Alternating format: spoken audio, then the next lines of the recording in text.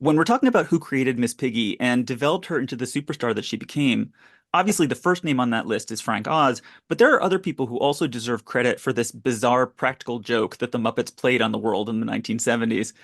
There's Bonnie Erickson, who created the puppet. There's Jerry Jewell as the head writer, Michael Frith, who developed Piggy's persona in print, and then there's Calista Hendrickson, Miss Piggy's costume designer, starting with the second season of The Muppet Show. Calista's responsible for getting Piggy out of that gray satin dress and into an astonishing range of outfits that she wore on the show, as well as the first three movies, the Miss Piggy calendars, Miss Piggy's Guide to Life, and an endless series of photo shoots for licensed merchandise. During the Muppet Show years, Calista did some interviews for newspapers, including the New York Times, where, to step back for a second, they printed breathless, adoring interviews praising the woman who designs clothes for this make-believe pig puppet.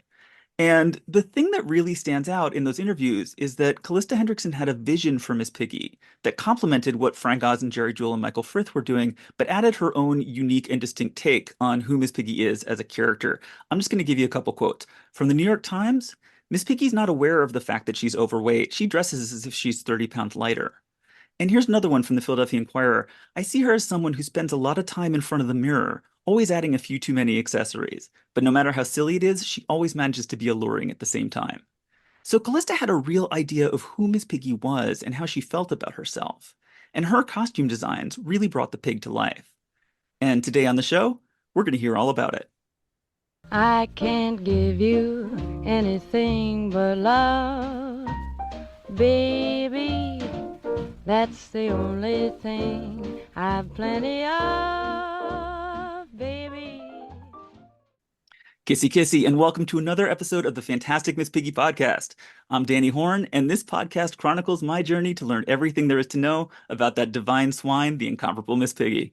It's a special day today, and I have a special co-host for this episode returning to the show, filmmaker, designer, illustrator, and bon vivant Peter Savieri. Kissy kissy, Peter. Hello, Denny. How are you doing? Welcome back. I'm Welcome myself back. And of course, our guest today, the one and only Calista Hendrickson. Kissy kissy, Calista. Hi, kissy kissy. Welcome to the show. Well, here I am. I'm delighted to be here. It's one of the favorite times of my life, so I like to look back on it and remember those days. As I was saying earlier, I always think I was in the right place at the right time and just fell into this job in a way that I hadn't planned. I hadn't even planned to have a career. I had two young children at home. I was going to be a full-time mom. And then this show came along, which was too good to be true. You know that Bonnie Erickson and I had been working together in various off-Broadway costume shops and knew each other over several years. She had a son, I had two sons, and we compared notes about how to juggle motherhood and career. What were you doing, and how you got started with the Muppets? Well, I'd been called upon to help them finish up the first season of the Muppet Show. That was in a crunch time, and so I came in and worked a week or so, and they shipped it out. And then in the fall, when they were back, I guess I came in to do some other stuff for Sesame Street. They'd call on me just because I was a costume person and could whip something up quickly. Then I heard that they were doing this show, the Emmett Otter's Jug Band Christmas, which was a very ambitious show that Jim had decided to take on that involved the puppets rowing a rowboat down a river. And it was the first time they used remote control mitts that Oz Office had made for them. That's when they first tried them out. So what was unusual about Emmett Otter, it came from a children's book, and the characters were all more like Beatrix Potter, little dressed up woodland creatures, and they were full body puppets. They were not just to the hips. So that was a very exciting possibility, that job, and I grabbed it. I thought, oh, this is perfect. And they knew you just because you knew Bonnie Erickson? Well, because I had come in and done some costume work in the shop on and off for a couple of years. Oh, okay. The first job I did, actually, I had a shop set up at home, and they sent me Big Bird's legs.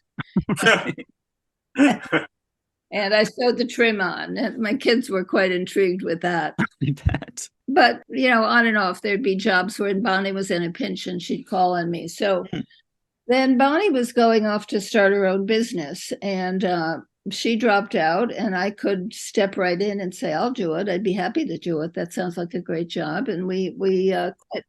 And Don Celine was still there at the Muppets, John Celine and Kermit Love, and some of the old timers that I got to learn more about puppetry through them.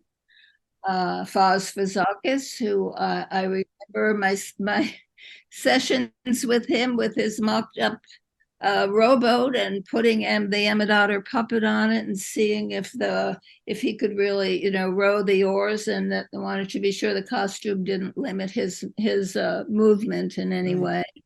And I just kind of got hooked on these people that were such beautiful craftsmen.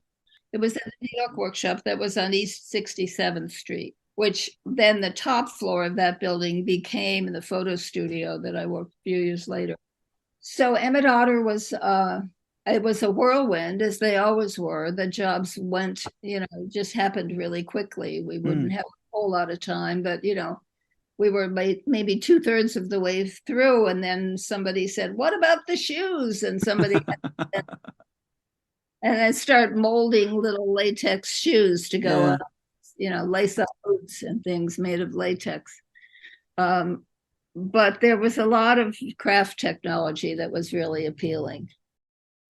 One of the things that really won me over about working in the workshop where they're building the puppet and then dressing them was I could talk with the puppet builders about the body shapes, so that there's a character, Gretchen Fox, who has a green satin dress, and she's very haughty Victorian. And so I could explain to Mari, who was building it, if you do this powder pigeon corseted look of a Victorian lady, then it's going to be the perfect shape for the dress. And that kind of collaboration was just, overwhelming to me, because yeah, and a rare example of tailor making the model to the outfit. Or I could make a request for really long arms, or I don't know. I just developing characters. There was that possibility that was all to me, that was great. And as I said the other day, with the having fittings makes it's so much easier when they're all just on a rack right next to your table. Right. Putting it on my table and pinning it in place and sticking pins wherever I want to stick the pins, and nobody's. So there were those kind of satisfactions working with puppets. And Jim had always specified, as far as the costuming for the puppets, it needs to be lightweight, fluid, bright color. Second movement was always a big consideration as well, that sense of movement after the puppeteers stopped moving the character, that things can still flow and wobble and give them movement. Right. And it helps bring the puppet to life, Yeah. So I tried to keep to that pretty much. So Bonnie left at the end of the first season of the Muppet Show, and you came in. Did you go to London at that point? No, I worked on Emmett Otter in New York, and then we flew to Toronto to shoot it. And I had my one son was, I think, just about a year old at the time. So, I mean, I always had an agreement with Jim about my family, and he was wonderful about it. I like to mention that, because I think I was the only one in the workshop who had children, except for John Lovelady, who had some older kids, and he had a wife at home and would be the, parent. But so when I did start traveling for the Muppets and going over to London, our agreement was I'd go for not longer than 2 weeks, and then be back in New York for a while, and then go back for another 2 weeks. But that was fine with him, and he understood that. So let me get back to Emmett Otter. So we shot it there. We came home And then I was called in to have an interview with Jim, who was editing Emmett Otter at the time. I remember being looking up at this big screen while he's doing stuff, and he says to me, "Okay, Calista, what do you want to do with the Muppets?" So that was my entree to say, well, I want to dress them. I want to do their clothes. Mm. They're going to need to change their clothes. It's a variety show. We're going to need, Yes, variety. Basically, yeah. So I talked him into it, I think, and he said, yes, but you'll make puppets too. And I said, okay, I'll make puppets too. I did it. I did a few. The little babies were mine. The Bobby Benson's. Oh, Yeah. Well, they turned out to just to be kind of snarly babies. I did these drawings of little newborns with their facial, how they change their face every 30 seconds. And I thought, soft foam. Yeah. And I was thinking of these sweet little puppets. And then I putting them in the hands of Richard Hunt and Sherry Nelson and all, they just all got to be really. It's so interesting hearing the sort of projected idea of the way that they could have looked or should have looked or how you imagined them, and then having them reinterpreted in this way that we've all just received as the intention. Yeah, hilarious. Yeah. But that's part of the magic of puppetry is, that you create this idea of a person, but it's not really a person until the puppeteer puts it on their hand and starts bouncing around with it. And that was a great thing in the workshop because we had mirrors on walls where the puppeteer could just put it on and start always working with a mirror. Yeah. To see how the mouth worked and to see, what they could come up with. Yeah. So it was a very wonderfully impromptu art form, I think. Yeah, so I agree then, and I would work on the Muppet Show and I would be the costume designer. So that meant really within a couple of weeks, packing up, moving to London, and leaving my kids behind for a couple of weeks. They came over then to spend the summer there with me. But that the workshop that was adjacent to the studio, I think it was a good sized space.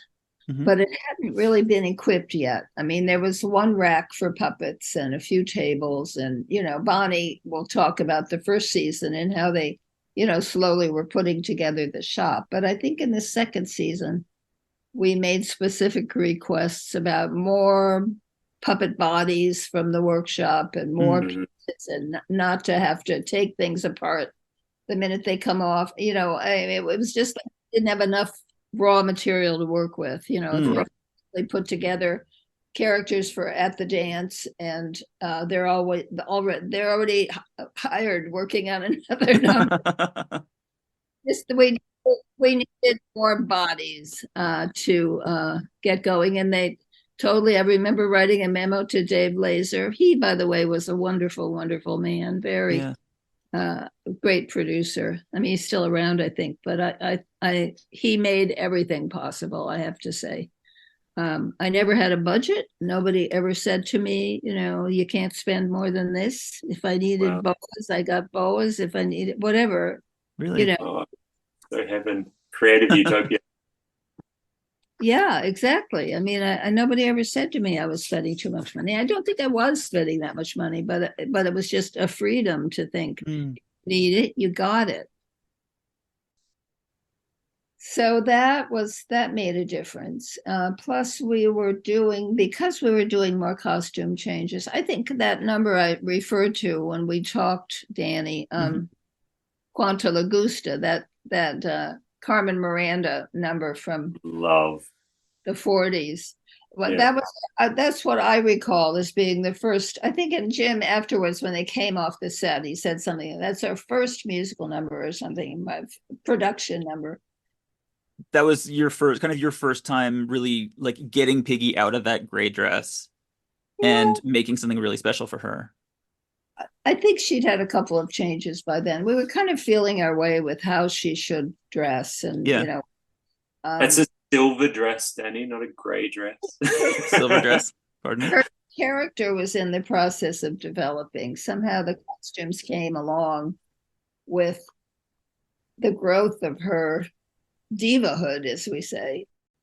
What I remember about developing her style was that we started out really thinking of her with more humor, like in her clothes. Like, I think for me, it came from an article I read in Women's Wear Daily. They had a wonderful fashion journalist at the time, Chauncey Howell, and he kind of a fashion review of Tricia Nixon's wedding at the White House.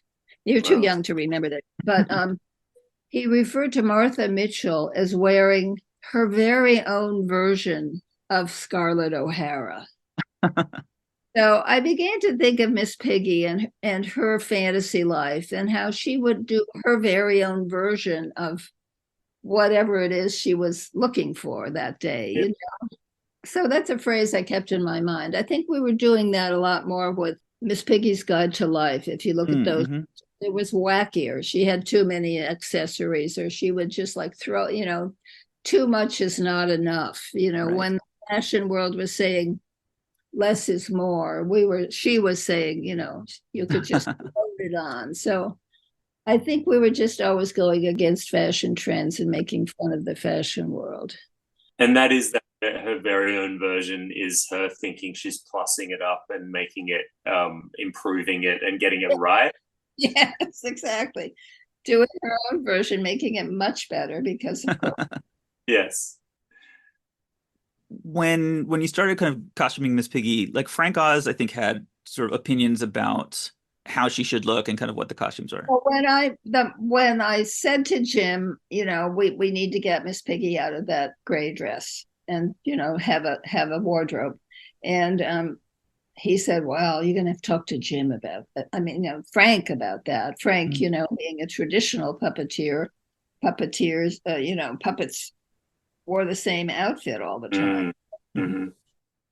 I think the idea was, they wouldn't know who she was if she didn't have that dress on, but it, wasn't a very distinctive dress. And I think as soon as, I told Frank that she was an actress backstage, she'd have to have a bathrobe, a robe to, between costumes. So I did a very fluffy marabou trim thing that he could flounce around with. He had a great time with it. And after that, I didn't have any problem. Frank loved the costumes. And he would always say in interviews that all her clothes came from the house of Calista. Right. I love it. So I used that later in life when I had a business.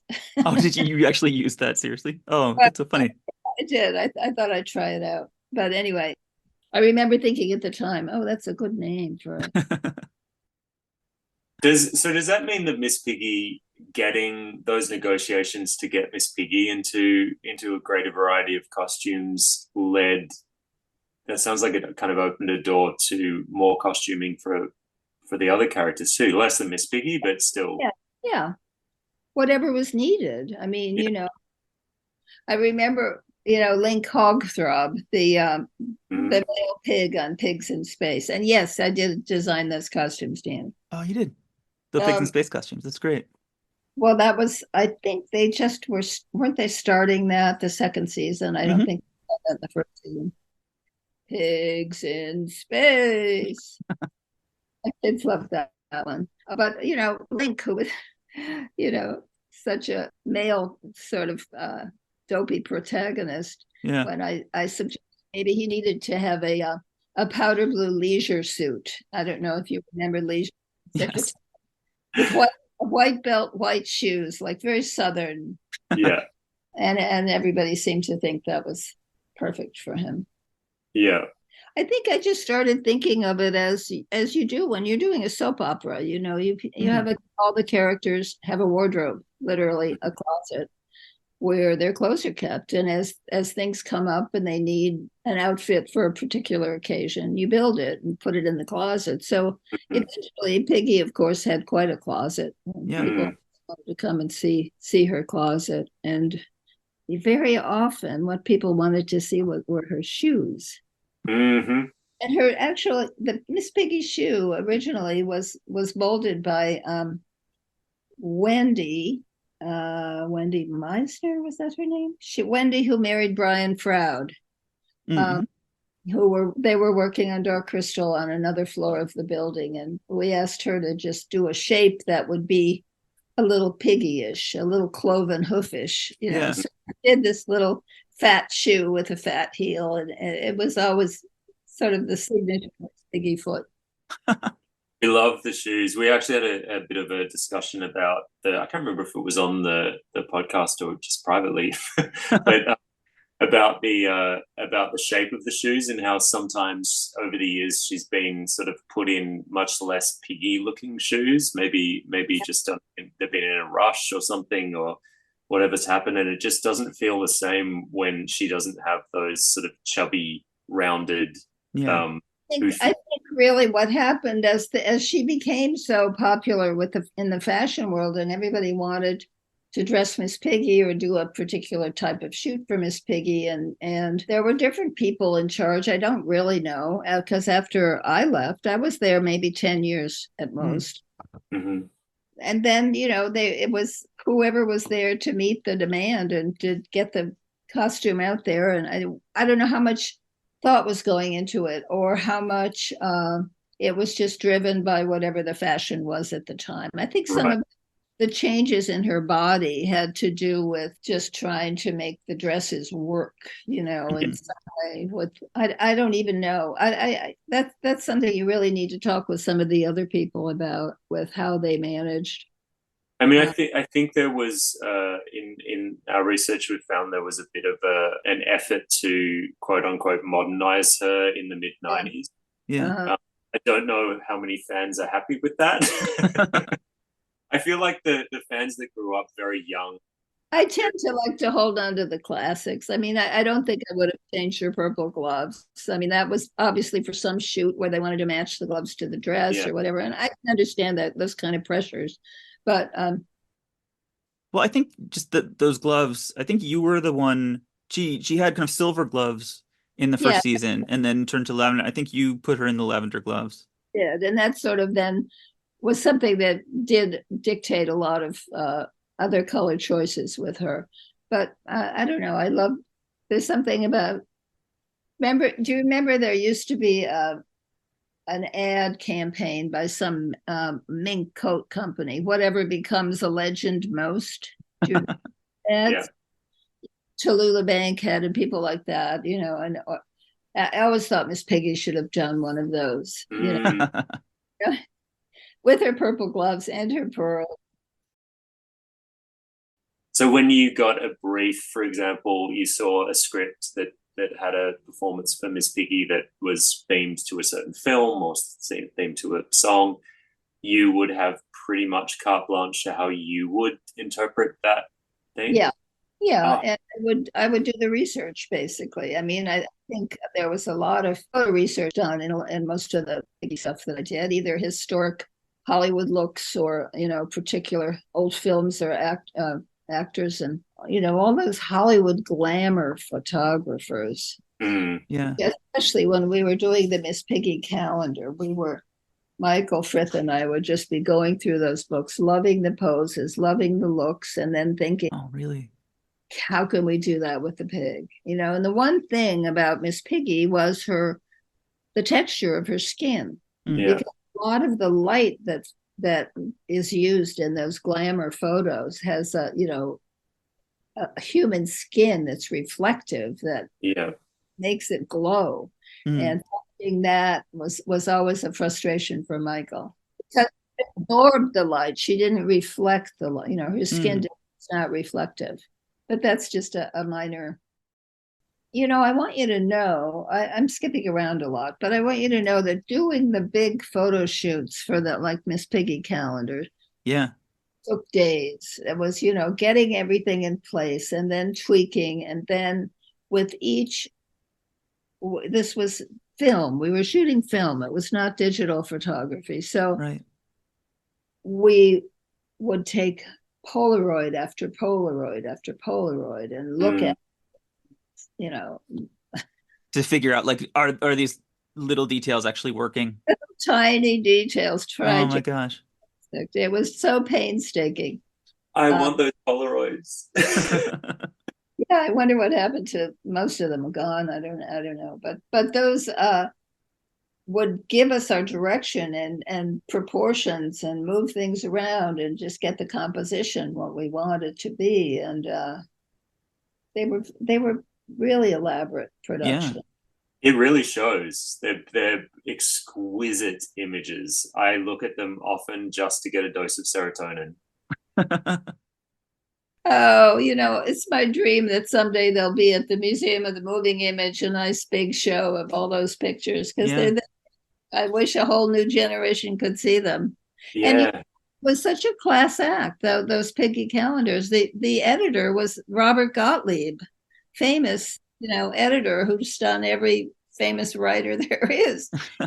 He he loved Miss Piggy and Jane Leventhal, who came to Muppets to develop the whole the book editor, all the Mm. books that we were doing. She was in charge of that, and she introduced us to Bob Gottlieb, and he just really enjoyed it, and it was great. And she gets a mention in his obituary. He died this fall, Oh. so as a client, along with all the other famous writers and people. That's that marvelous thing of the satire of this kind of Hollywood goddess, deluded Hollywood goddess Pig. Suddenly she becomes that. Like she actually is attracting that level of entourage and artists. That's what was so fascinating about it, with all these different magazines and people wanting. Well, at one point, you were talking about her body and the changes they wanted to make. But at one point, there were a whole group of Hollywood costume designers that wanted to design something for Miss Piggy. And it was kind of a publicity thing, but we had to explain, that her body wasn't like, it's not a, Right. leggy supermodel here. Yeah. That I don't know. I mean, I always kind of discouraged it and said no, all her clothes came from the house of Calista, but Well, I think I saw at one point I saw they were quoting her measurements that I think were something like 27, 30, 32.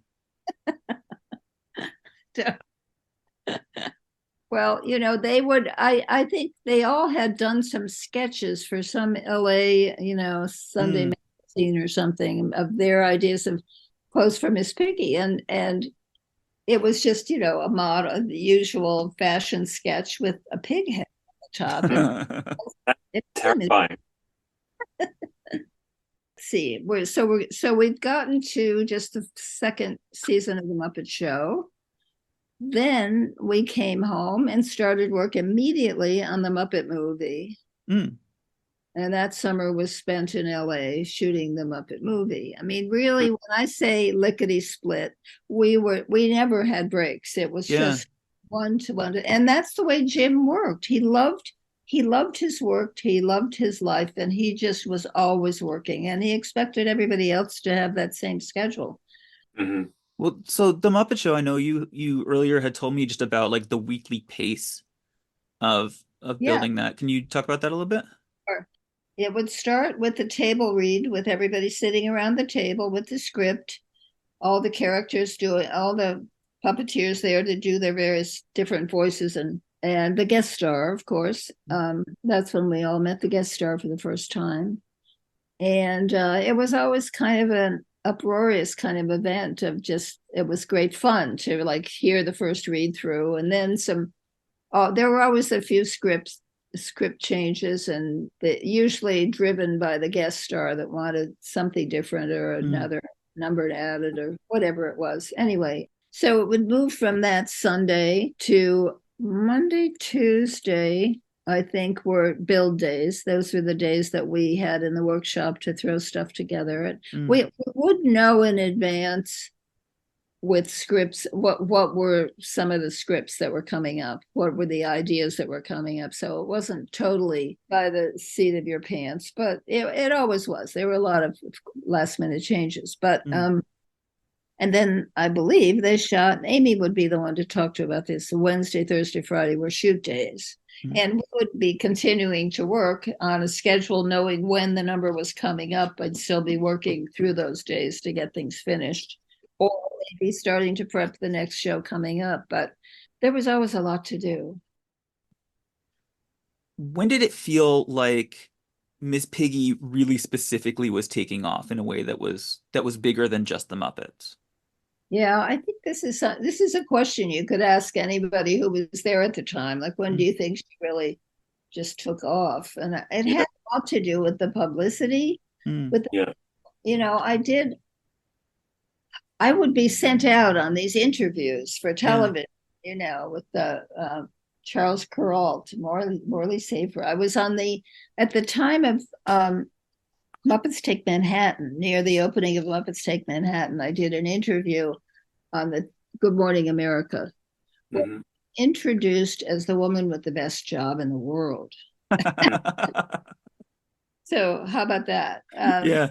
She was definitely, had become a media personality. She was on the cover of People magazine, Life magazine. There's that, they did a whole spread about that was the first time. In fact, Nancy Moran did the photos for that. It was the first time they allowed photographers into the workshop and let them photograph a whole drawer of eyes. Right.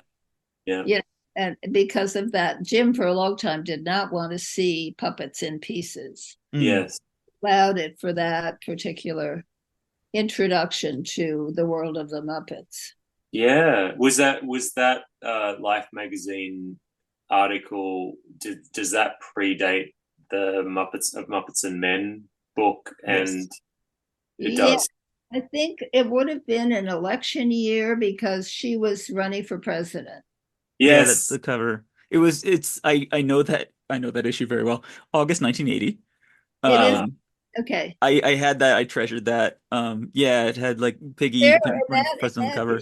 There are pictures of me in Michael's office, and we're, kind of doing what we did. Michael would just be drawing the whole time, and I would be talking, and we'd come up with ideas. It was just a wonderful experience. And he contributed a lot. I feel Michael's he's moved to Bermuda, and we don't hear from him that much, but he was a person that was very much directing the Miss Piggy fantasy that we did. I mean, in the press, in the books, in the photographs. So he would be doing sketches. The final picture of each Miss Piggy calendar would have been taken from a sketch of Michael's that we'd talked about, we'd worked on, we'd sort of tweaked the ideas, and he'd finally do a kind of complete sketch that we could follow. And he was very much in the studio all the time too. He loved doing it. And his taste was always so, or at least the way he applied it to Miss Piggy was always so in line with that golden age Hollywood pin-up kind of. Yeah, love it. A favorite story. We were on the east side of New York, and we were talking about doing Miss Piggy. It was was it a calendar shot, or was it The Art of the Muppets? I think it was a calendar shot where she's a girl on the swing in the 18th century. It was taken from a Fragonard painting that's hanging in the Frick Museum, and Michael and I walked over to look at it at lunch. That was really, that's the joy of being in New York. It's been, I've read a lot in the press where people say like this was that designing specifically for Miss Piggy was a full-time job. Well, it became my full-time job because there was so much demand for her. Yeah. Personal appearances, would be like overnight you'd need to whip up something for an appearance on some show she was doing, or that, I guess the products also. I mean, I was on the licensing committee, and we would meet, at least once or twice a week, maybe, with different licensees that would come in who wanted to show us the direction of what they were doing, and we'd either correct it or love it or ask them to start over again, whatever.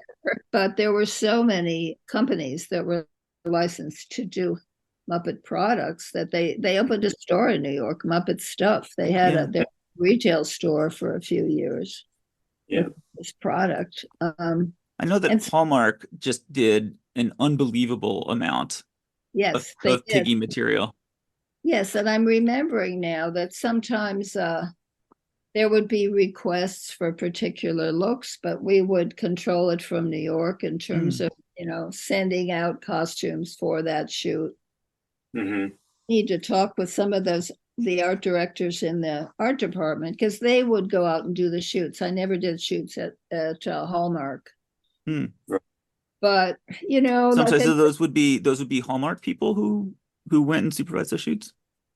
no, people from the Muppet art department. Oh, I see. A lot of different artists that work within the art department did Hmm. the artwork for any kind of drawings that were needed for the licensed products. Oh, I see. Mm-hmm. There was a whole manual that they were given would go to companies we were working with about Hmm. how to draw the Muppets, and very specific. The style guide. Yeah, style guide, exactly. Yeah. Was there any, just as a quick aside, were there any products that you remember being pitched to you that were just really wrong? Did anything stick in your mind? Oh yes, and we were very frank about it. The first Miss Piggy doll that came in from Fisher Price, Yeah. Uh-huh. this giant head, Right. this big pig head with it wasn't realistic at all. And we Uh-huh. sent them back to the drawing board and said, no, we don't want this big molded head. We want to Hmm. have a doll you could play with Yeah. clothes. Yeah. I designed little simple dresses that were easy to take on and off, and you could have some play value Mm-hmm. to that's what they call it in the business. Yeah. Mm-hmm. Um, Oh, that's amazing. So you made like those Fisher Price dress up dolls. You actually designed those clothes? yeah, and you could buy clothes for her. There was the purple dress, of course, and there was, I forgot, she had a little jacket maybe, and I think it was a sailor suit. A turban as well. Yeah. I don't no, I don't remember. So can I ask Yes. just the licensed products, because this is a thing that I love very much. Okay. That I'm so happy to learn, such a nerd, but I'm so happy to learn that you designed the dress up dolls because I really love those dolls. Me Um, too. Did you design other products? Well, the shoes I did, the Miss Piggy shoe for kids. We had a license with kids. I think maybe there were other character, maybe Scooter, Mhm. Scooter design, or maybe There was a Kermit and there was a Fozzie. yeah.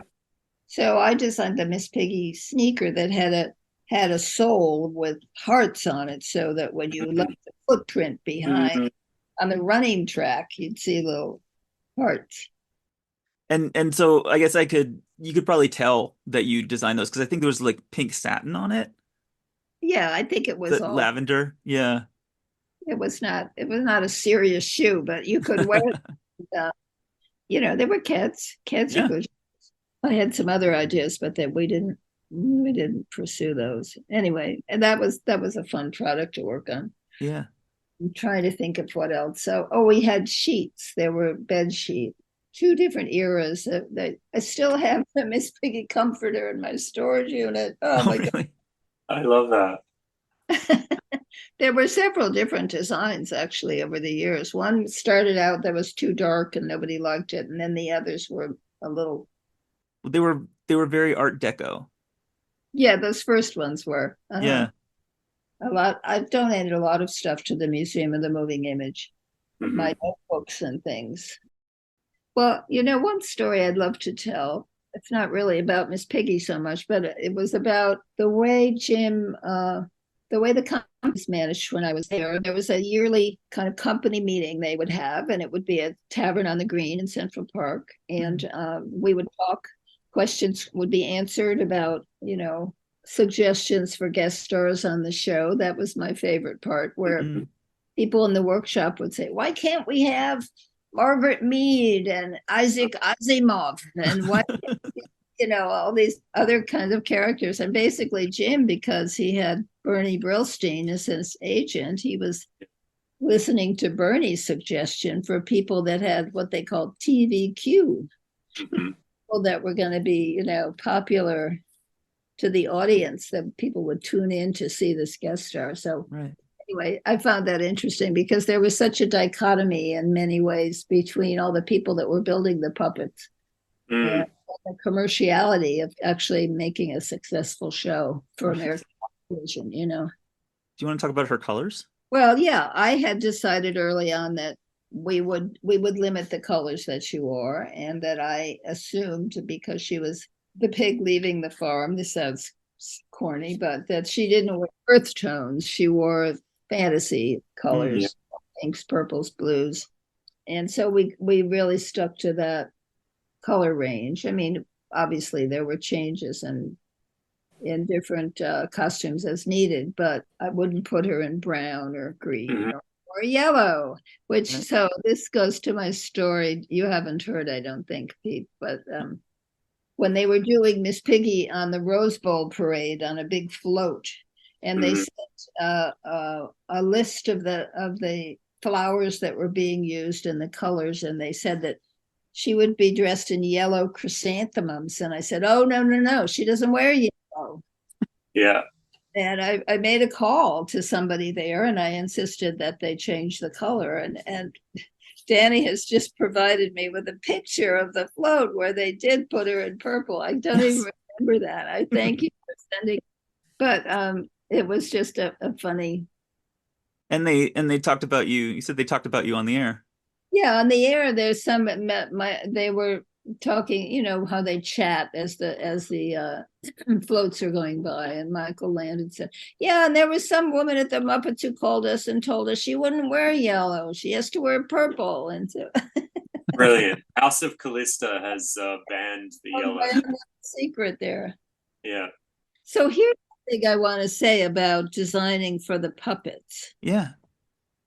and especially on the Muppet Show where everything went so quickly. I learned early on that you have to make it so clear, so simple, so clear, that it's almost like designing by cliche is what I call it. Because they write a little bit about okay, a Wagnerian opera singer. So how are you going to do that and have it run across the stage and know what you're looking at? So you have to, okay, what do I think of when I hear Wagnerian opera singer? So of course it's the helmet, the horns, Right. but just having to break things down really simply. And the things that worked the best were the ones that could read the quickest, Mhm.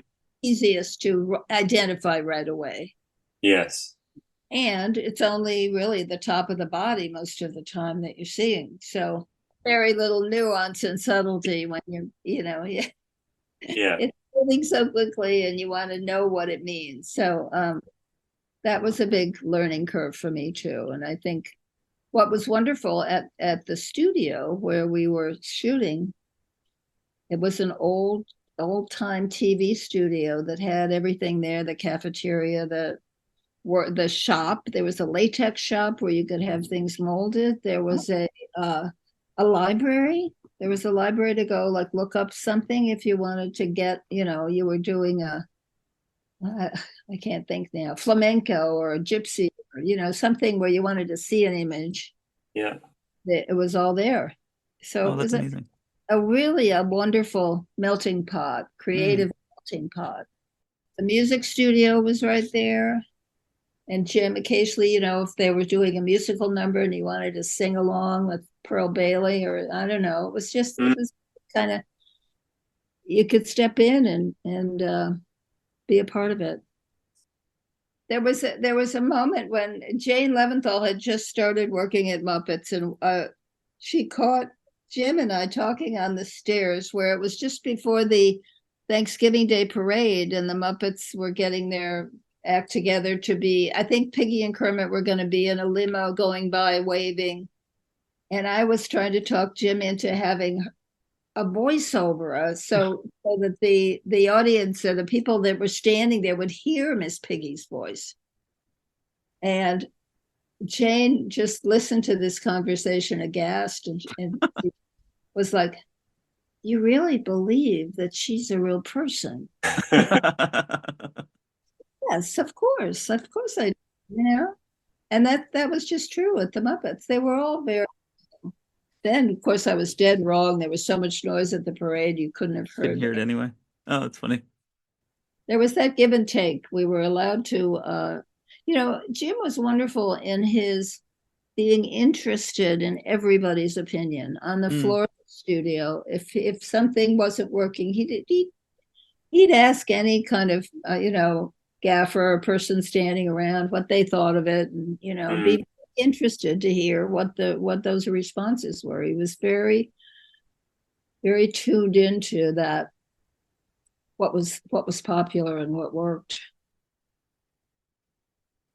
You mentioned here in the Muppet movie, Danny, the Claudette Colbert outfit. I'm not sure I Yes. know what you meant by that. Oh, Was that's other the side of the road when she's side of the hitchhiking? road. Yeah, from It Happened One Night. Yeah, okay, but she's in a little white blouse, black skirt, Yeah. and red neck. And the story is because we'd had such a rush to get the new Miss Piggy molded heads done. Mm. The neck on some of them was just disintegrating for some reason. Oh. Whatever the chemical mix was, it didn't work. So nice little red neck scarf served the purpose of covering what was going on underneath it.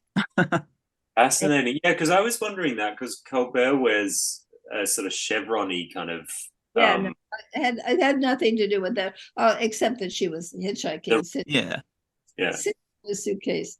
But those early Muppet bodies were just pieces, that we would like add the legs if we needed to. Right. Yeah. It wasn't until we had the photo studio and the workshop made us photo puppets, complete bodies that we could, pose them without them all falling apart. I mean, those first two Miss Piggy calendars, we didn't have posable puppets. We just pieces. Oh, that's interesting.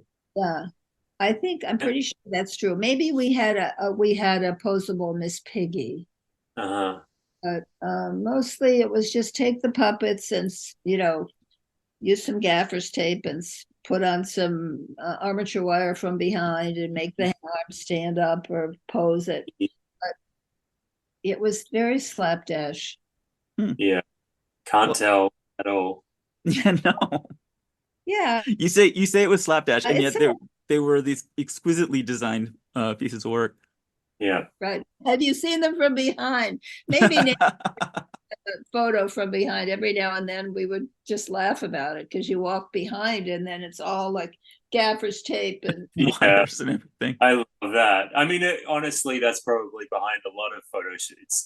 Yes, it's true. Before I worked at Muppets, I did work as a photo stylist with Carl Fisher, who was a photographer in New York who did a lot of magazine covers, and he would call me when he needed somebody to be there for costumes or to make something particular for a costume cover. So I had that additional experience as well as the costume construction workshop. And what was the schedule? You mentioned each image would take a couple of days to pose and set up and figure out lighting wise and all of those things. What was the schedule overall for 12 calendar images? I think we would probably maybe do 2 a week. Okay. If we're lucky. I mean, a really elaborate one with bubbles. I don't know. The very early ones really took a long time. Once we had the photo studio and we had all our stuff in one place, it made a lot of sense. I mean, I think you said you did the first, was it the first calendar or the first 2 calendars that was at somebody else's studio? Nancy Moran. Yeah. Nancy had done a lot of photography for Muppets. She did the photos for that Life magazine. Oh, okay. Article, and she was the first one to sort of talk Jim into, I guess, taking pictures of the naked Muppets. Her studio was down in 20th Street, and it was a constant schlep back and forth, and then we'd find out we didn't have everything we needed. It was very disorganized, and I think those big photo shoots went much more easily when we had everything in one place. Right. Yeah. That's when John Barrett moved in and that's what I wanted to check with you. Did we already check that Nancy Moran did the second calendar too?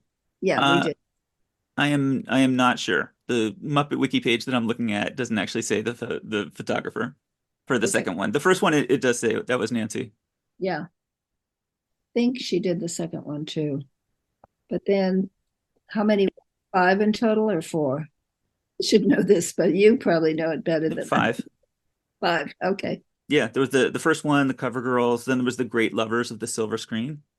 Oh, yes. Okay. Yes. The Calendar of Calendars, and then there was the Kermitage, the art masterpieces. Oh, yes. That was the final one. Yeah.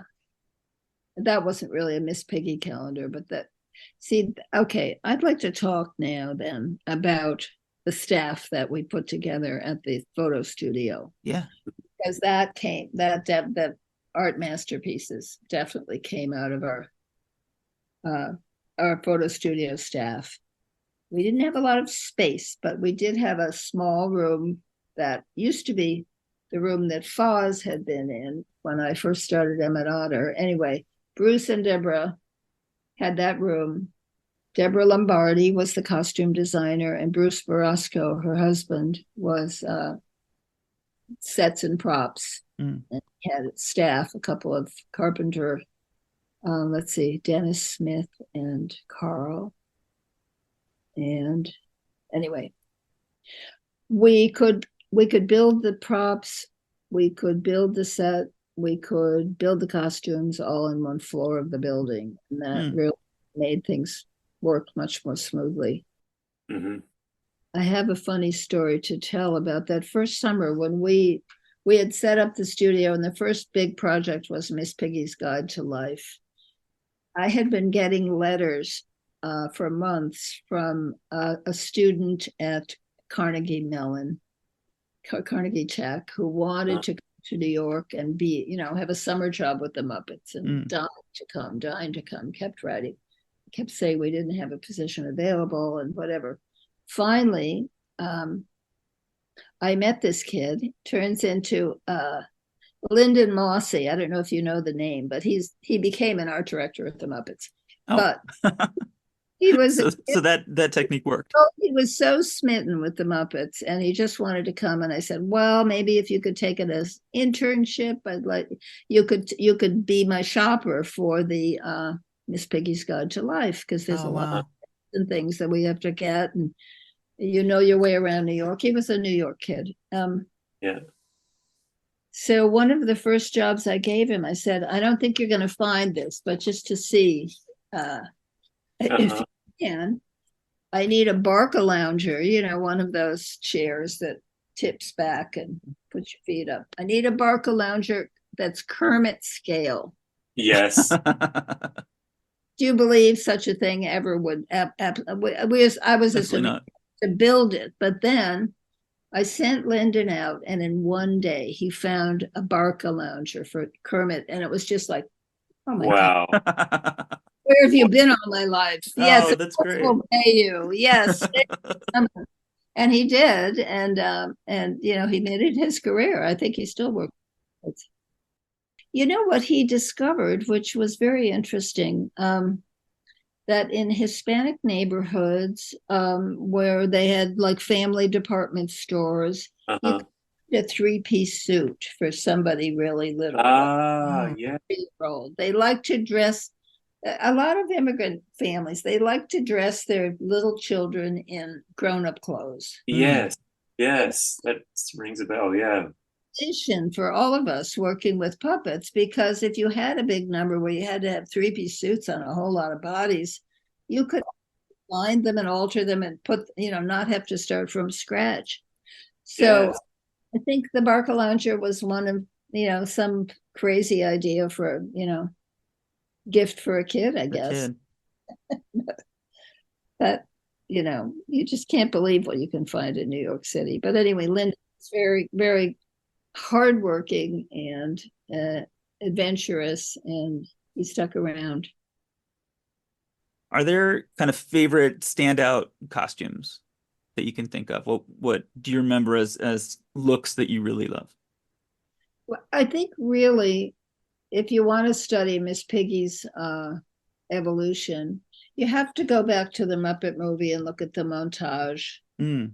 Sees Kermit for the first time, because I think that's really where, in my mind, we started this Miss Piggy fantasy. And it was Jim Froley, the Muppet movie, very specific requests about what he wanted to see as they went through this montage, and what, they're running through the meadow in the Tom Jones outfit, the darker gray boxy fur coat and hat that's more noir. And what were the other? There's one other look. Oh, there's in the boat as well with the wide brimmed hat. The Victorian floating by in the boat, yeah. But I don't know. I think the way that comes into the movie, and she sees him and the sparkle in her eye, and then the fantasy just goes off. Yeah. I mean, that's really where that was a springboard somehow for getting into these fantasies were, and just allowing it to go. That makes a lot of sense. It's this kind of unfolding catalog of looks rather than just sort of a specific look for a performance to her imagination. Favorite moment in that movie is when they say, "Oh well, we're driving to California. We're going to be in the movies," and when they say something like, and you want to join us, and then 30 seconds later she's with a suitcase packed with her travel outfit. After she's been in the beauty pageant, she's just like instantly there. I'm coming. I don't know. Do you have a favorite of those movies? Which one would you say is? Oh, I love The Great Muppet Caper. You did. Yeah, just because it's so Piggy focused. Also, it's a screwball comedy, and I love screwball comedies of that period. And you dress Piggy in these gorgeous, I think, like really inspired outfits. That so much of it you need to understand is it's you're designing a costume and you want it to be appropriate to the character, but you're also maybe trying to hide a 6-foot puppeteer underneath it. Yeah. And so that, like her some kind of cape I designed for the fashion show where she falls. Yeah. Oh yeah. And that was just a really long cape because Frank had to be under it. What would be your fondest wish for Miss Piggy's future? Are you asking both of us? Yeah. I'll jump in because you actually have it designed already in your head.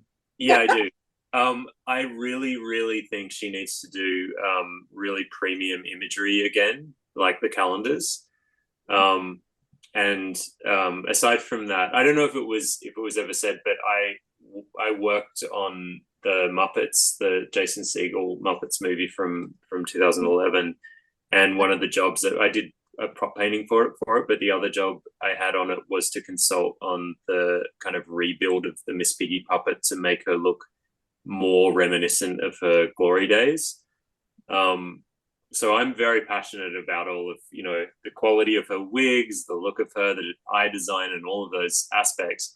And I just would really like to see her aesthetically elevated again. Also, maybe played a little differently, but I think her having that world of fantasy around her that's done with such kind of exquisite curation is such a key part of not only her image being out there in a really quality way, but also just it's just so she gets funnier the more art is put into her presentation. Because if she's just kind of put together in a child's dress and her hair's looking a bit flat, then so much of the comedy is taken away. But it's her level of narcissism that makes her so hilarious. Well, I just think she needs to be reintroduced to a new generation. I think we have great memories of her, but if she's not out there and in imagery and in performance, Yeah. you don't. There's a whole several generations who missed out on knowing who Miss Piggy is. Yeah. Yeah, I feel like I mean, when I was watching it with my friends' daughters, they were loving the movie, but there was a couple of comments earlier on, just like, I love her dress, like just little girl comment, but like, I love her dress, but I don't know about her face. And I was like, well, she's a lady pig. She's very glamorous. she's a pig lady, and they were like, and really thoughtful faces, like, I guess a pig can be beautiful, like, you know, standing in the head. So yeah, I think if she had an opportunity to see the development of her, yes, I think that would be different. There's something that I have this is my nerdy dream just for the Muppets in general is, they did a couple live shows they did at the Hollywood Bowl several Oh, years ago and then one at London's O2. And for those, they just did the Muppet Show, like oh yeah. a variety show, again, with comedy and with songs and huge crowds because they're enormous theaters, and people loved it. And I've seen lots of like film of people like at the O2, and they just absolutely loved it. But when people talk about like bringing the Muppets back for another project for TV or for anything, they always say, "Oh, we couldn't possibly do a variety show. Like we'd never, Muppets Tonight kind of made a shot at it, but even Muppets Tonight didn't really do songs in the way that the Muppet Show did." I would love for them to try make something for Disney Plus that's like a variety show, and then that's a context where Miss Piggy can exist and make sense. That's the puzzlement, really, for all of us, is knowing what are the plans, what is Yeah. Disney, and why haven't they jumped at the opportunity to keep these characters alive? I know they have a hard it's very hard for them to understand the art of puppeteering, basically. They keep talking about so and so. Dave Goles is Gonzo's voice without Right. realizing, no, he's gone. He's he's moving the puppet. He's creating the character. I don't know. I'd love it to continue on some level because I think kids love it. And yeah, I know a lot of kids whose parents are, just have the DVDs of the Muppet shows and they watch the Muppet shows and they love it.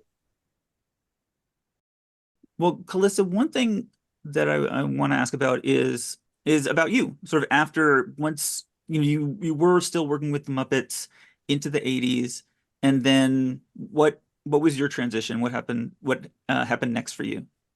I was kind of feeling like I needed a break from the Muppets and took a job with a show that Lorne Michaels was doing. He was giving up Saturday Night Live and doing the new show. Do you remember the new show? No. Didn't last just one season, but it had a wonderful cast, Catherine O'Hara and a bunch of people. And I joined a friend of mine who had been working on Saturday Night Live, and we did that. And that was an interesting break. I did a soap opera for a while. I then did a show called Encyclopedia, which was an interesting kids sketch comedy show. It was a collaboration between HBO and Children's Television Workshop. And we had a female impersonator. Ethel Eichelberger was one of the characters he did a lot of stuff in drag, and a girl group called Betty. And it was just Faith Prince was in it. Nobody really saw it because it was the time when HBO was just sort of coming into its own, and not that that many people at HBO. I mean, so a lot of it is on YouTube now. But I did get an Emmy Award for costume design for that because it was all bizarrely, a chicken within an egg and wow, odd costume challenges. and that's the Encyclopedia show. I need to look it up. Yeah. Just go to YouTube. You can see some of the sketches. Maybe it's not all great by any means, but it was a stretch. Then I decided to switch careers. Did you know I did that? No, no. What did you do then? Well, I was finding myself volunteering all over the place. It was during the AIDS epidemic. There was just so much going on that seemed, I needed to get into a more caring profession. So I just left costume design behind. I went back to school, became an occupational therapist. Oh, wow. And when I explained to people how did I do that? That's like something so different. Yeah. But ways I feel like it was I had been good at creative problem solving with the Muppets, and then I moved into a totally other area where the jobs were everywhere. I had as many jobs as I wanted. I didn't have to chase after some kind of costume job that I didn't really feel like I wanted anymore. I mean, I feel like I was very spoiled all those years Muppets, that it was just wonderful, and I didn't feel like I needed to stick around for that any longer. And I was very glad. I've had a very meaningful other 25-year career working with children with disabilities and solving their problems. So that is wonderful. Well, I've retired now from 2 careers. Well, now you're just cheering us up today. I just really enjoy remembering it and talking about it. So I thank you both very much. It's so nice to talk to people who understand it. Thank you so much for talking to us. This has been like such a dream. Good. Wonderful. For me too. Yeah. It's great to get to know you, and I will stay in touch. I would love that. Yay. Thank you. Thank you to the delightful Peter Savieri for joining me as my co-host today. And kissy kissy, and thank you for listening to this episode of the Fantastic Miss Piggy podcast, brought to you by my friends at toughpigs.com. Coming up in the next episode, it is the season finale for the podcast, and I will be telling you the story of Campo, the committee to award Miss Piggy the Oscar. It is a David and Goliath story where everyone is out of their minds, so come back for that. A big thank you to Joe Hennis and Tough Pigs for making this project possible, and special thanks to the editors of Muppet Wiki for giving me just what I need anytime I need it. If you have comments or questions, or you know stuff about Miss Piggy that you'd like to share, you can write to me at fantasticmisspiggy@gmail.com. That's fantasticmisspiggy@gmail. And please do. It's been really nice hearing from people. I'm also on X at fantasticmisp, or come and join us on the Tough Pigs Discord. Thank you, everyone. I'll see you next time. Gee, I'd like to see you looking swell, baby. Diamond bracelets Woolworth doesn't sell, baby.